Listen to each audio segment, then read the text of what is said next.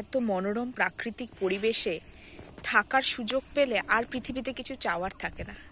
এটা আমাদের শশা জমি, এটা পটল জমি, আর এই পটলগুলো বড় হয়ে গেছে।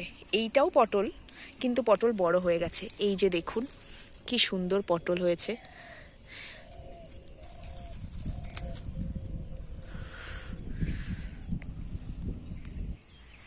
শশা ক্ষেতের মাঝেই উচ্ছে গাছও লাগানো আছে, তো এখানে কিছু উচ্ছে হয়েছে। এই যে দেখুন কি সুন্দর। এটা এখনো বড় হয়নি, এটা বড় হবে।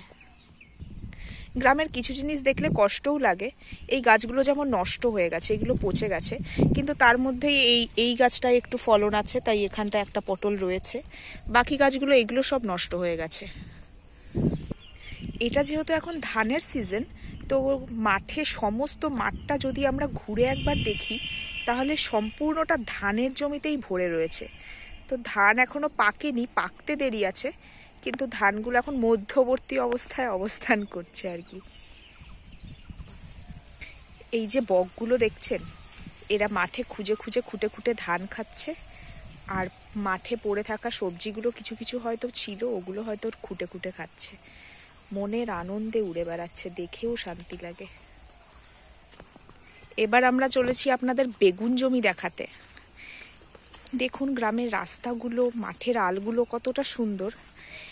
আলাদা রকমের একটা শান্তি আছে, পৃথিবীর কোথাও এই শান্তিটা অন্তত পাওয়া যায় না।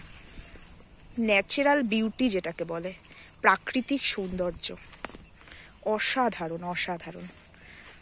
কোথাও গেলে এই জিনিসটা অন্তত পাওয়া যাবে না। এটা আমাদের গ্রামেই সম্ভব, বা সব গ্রামেই। এই সৌন্দর্যটা মানে অসাধারণ।